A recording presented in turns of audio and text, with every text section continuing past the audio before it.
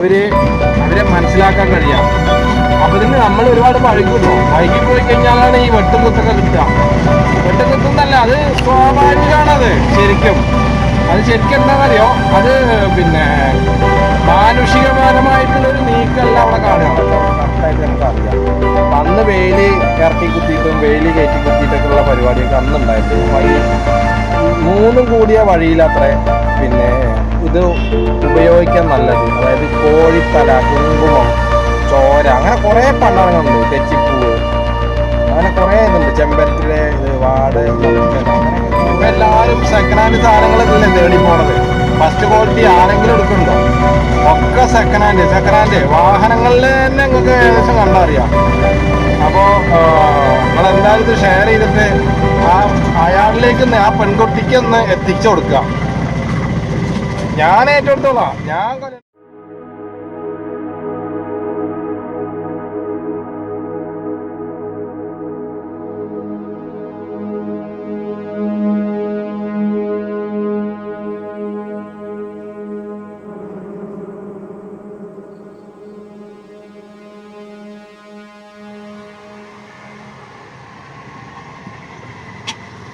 ഞാനിപ്പോൾ നിൽക്കുന്ന എവിടെ അറിയോ സുഹൃത്തുക്കളെ? ഇത് എവിടെയെന്ന് നിങ്ങളുടെ സ്ഥലം പറയണം നിങ്ങളില്ലേ. അപ്പോൾ ഇന്ന് ഞായറാഴ്ചയായിട്ടേ ഓട്ടം എന്ന് പറഞ്ഞ് തീരല്ല. അതാ പോലീസുകാർ അടക്കം ഓട്ടോറിക്ഷ വിളിച്ചിട്ടാണ് പോണത്. നമുക്ക് പിന്നെ ഓട്ടോ അല്ല ഒന്നുമില്ല. അപ്പോൾ എന്താ ചോദിച്ചു കഴിഞ്ഞാൽ, ഞാൻ പറയണത് എന്താ അറിയോ, ആരെയും വിലല്ല.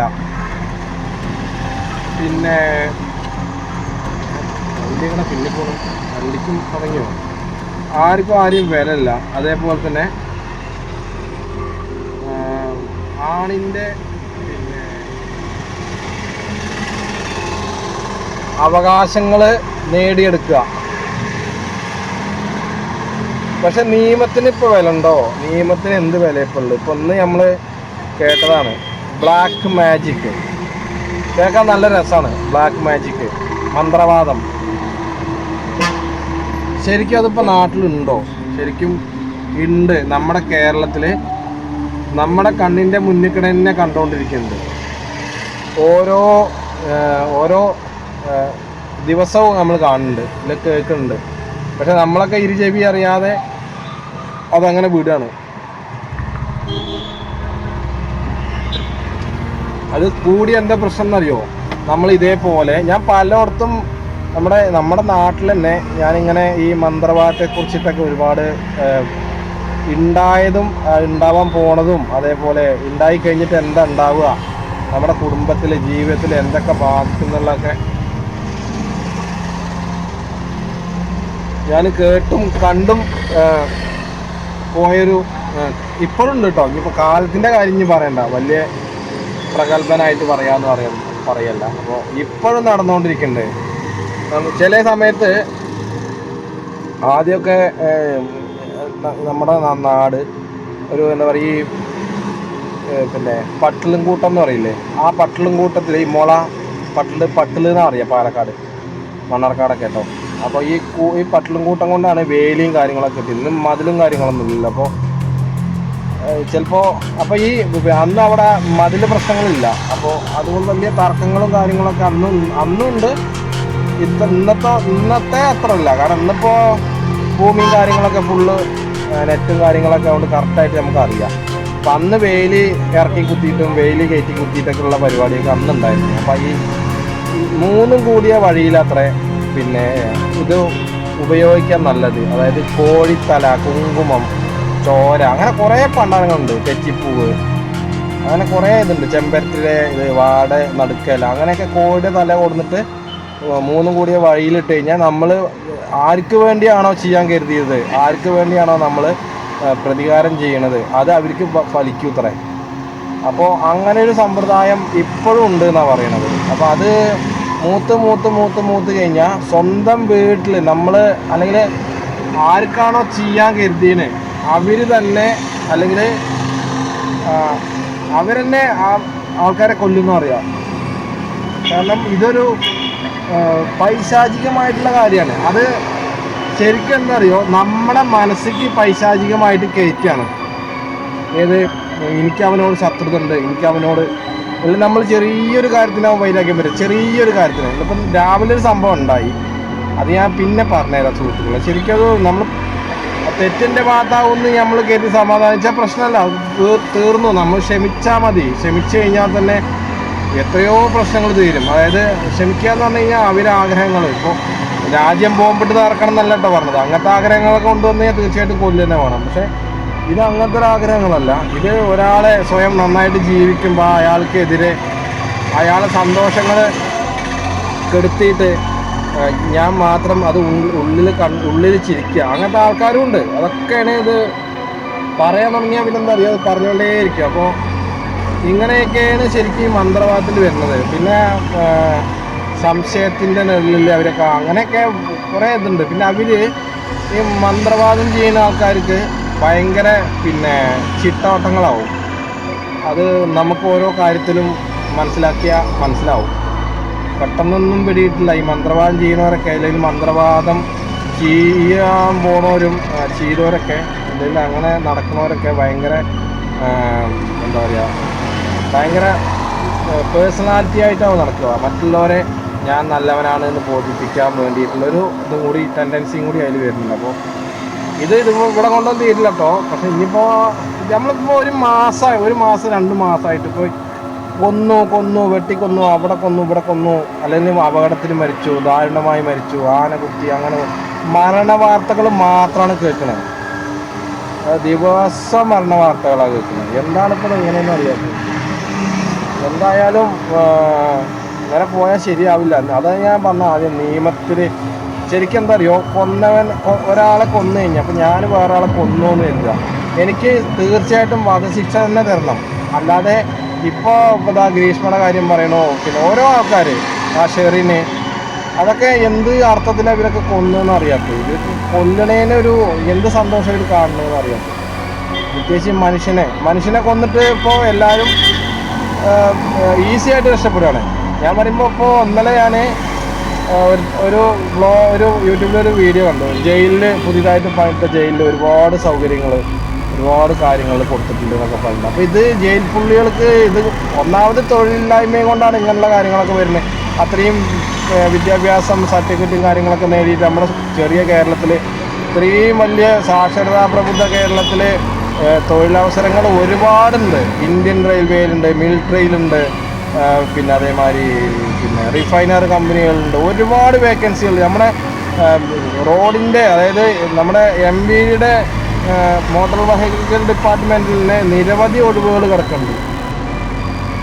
ഇതൊക്കെ നമ്മൾ പിന്നെ പാവപ്പെട്ട സർട്ടിഫിക്കറ്റ് നേടിയ ചെറുപ്പക്കാരികൾക്ക് കൊടുത്തു കഴിഞ്ഞാൽ അവർ സന്തോഷത്തോടെ ജീവിക്കും. ഇതിപ്പോൾ എന്താ, ഇപ്പോൾ മിഞ്ഞാന്നുണ്ടോ എന്തൊക്കെ പോലീസിൻ്റെ ഇതിൽ എന്തൊക്കെ പ്രശ്നങ്ങളുണ്ടായിരുന്നു. എന്താണ് ഇങ്ങനെയൊക്കെ മിണ്ടിയാട്ടി. ഇതിപ്പോൾ തെലുങ്ക് പടം തമിഴ് പടം കാണുന്ന മതിയാണ്. പിണങ്ങിയ പാട്ട്, മിണ്ടിയാട്ടി, എന്തപ്പോൾ സംഭവം.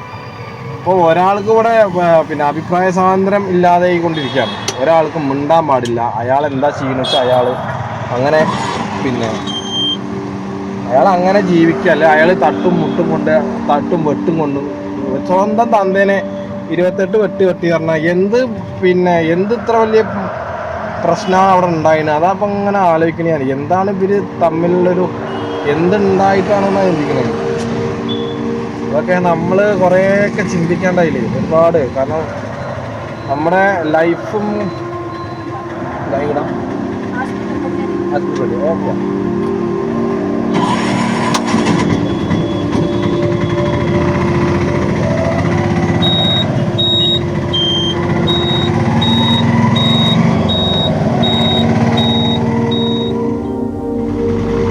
അപ്പോൾ ഈ മന്ത്രവാദമൊക്കെ ചെയ്യുമ്പോഴേ, മന്ത്രവാദം ചെയ്യുക എന്ന് പറഞ്ഞു കഴിഞ്ഞാൽ അത് നിങ്ങൾക്ക് തന്നെ തിരിച്ചടിക്കും. നിങ്ങൾ ഈ ബൂമറാങ് കണ്ടോ? ബൂമറാങ് പറഞ്ഞു കഴിഞ്ഞാൽ നമ്മൾ വലിച്ചെറിഞ്ഞു കഴിഞ്ഞാൽ അത് നേരെ നമ്മൾക്ക് തന്നെ തിരിച്ചു വരും.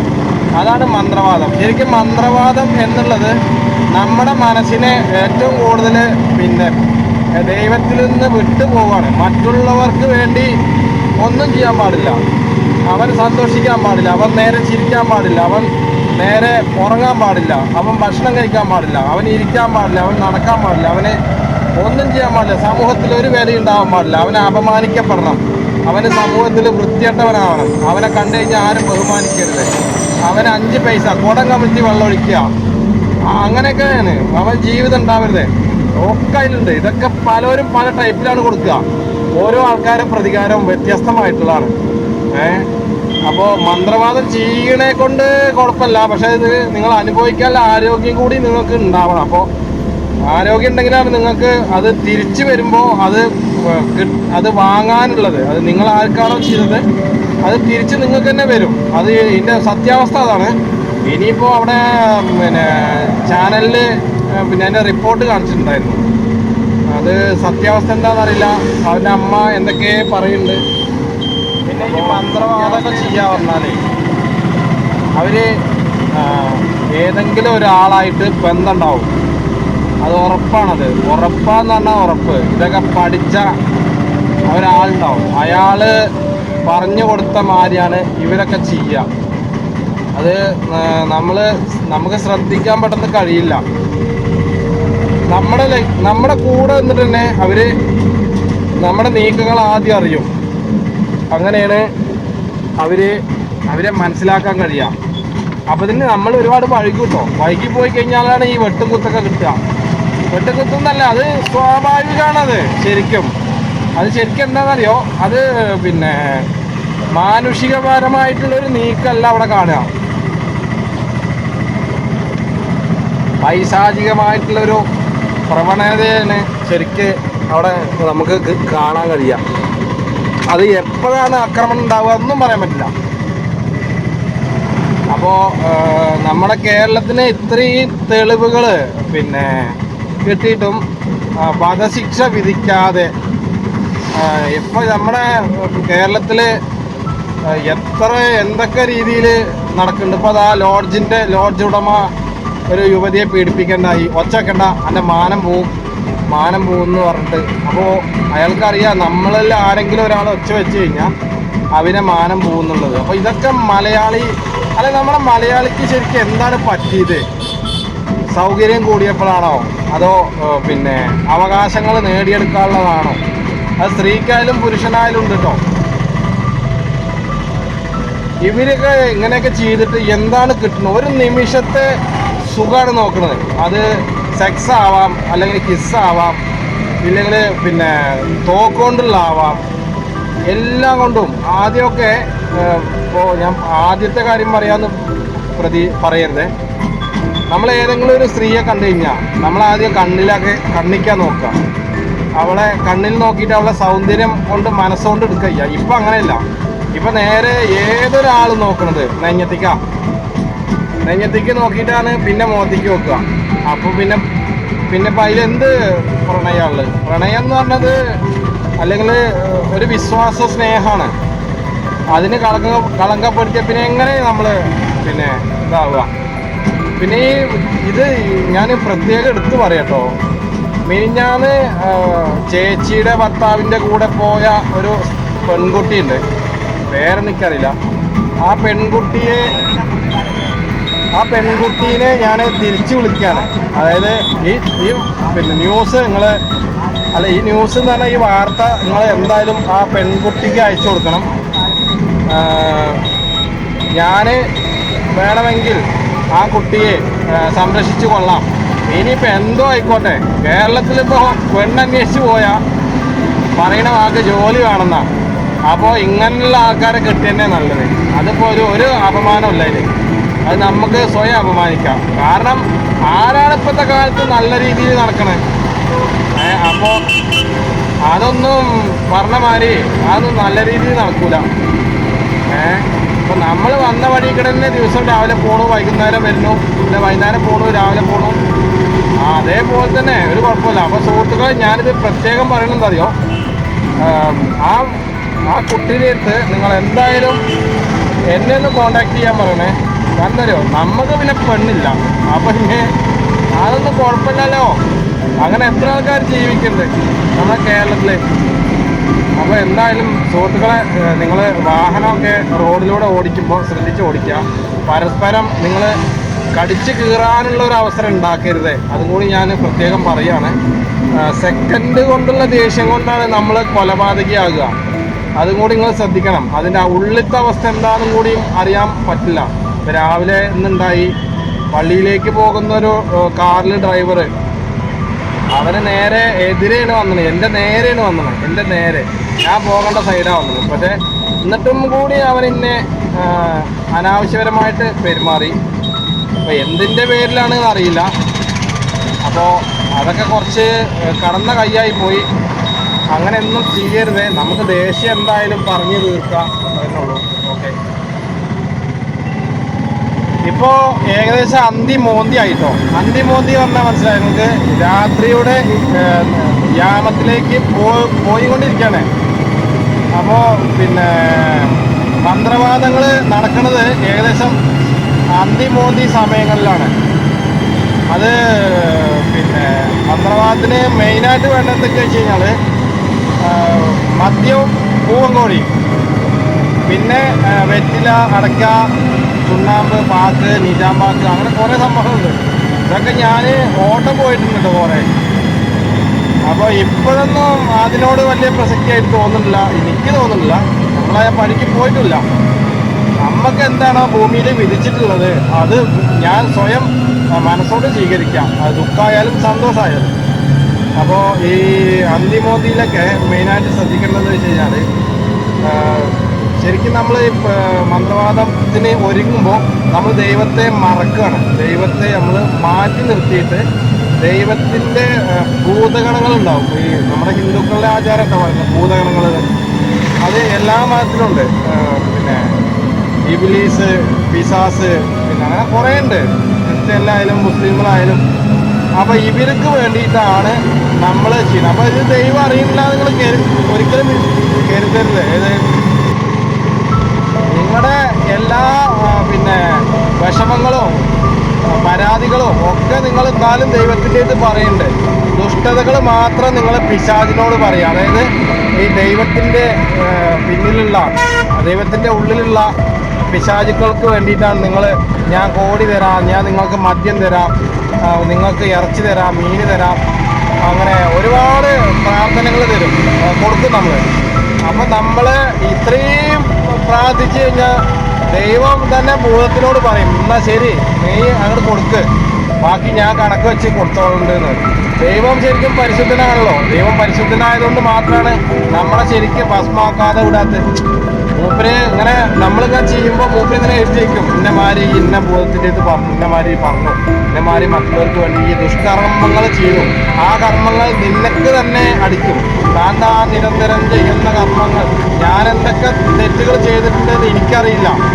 നമുക്ക് തെറ്റ് ചെയ്യുമ്പോഴും ശരി ചെയ്യുമ്പോഴും ഒക്കെ നല്ലതാണെന്ന് നമുക്ക് ഇപ്പോഴത്തെ കാലത്ത് തോന്നുള്ളൂ. അപ്പോൾ ഇരുട്ടിലൂടെയാണ് ശരിക്ക് നമ്മൾ മറ്റുള്ളവരെ നശിപ്പിക്കാനും മറ്റുള്ളവരുടെ സന്തോഷം കെടുത്താനും പോകുന്നത്. ആ ദൂരേന്ന് വരുന്നൊരു വെളിച്ചല്ലേ, അത് ചിലപ്പോൾ നമ്മൾ നശിപ്പിക്കാൻ പോകുന്നവർക്ക് ഇല്ലെങ്കിൽ ഒരു കാഴ്ചയായിരിക്കും. അത്രയാണ് ഞാൻ പറയുന്നത്. അല്ലാതെ പോലെ വേറെ പ്രത്യേകിച്ച് പറയാനൊന്നുമില്ല.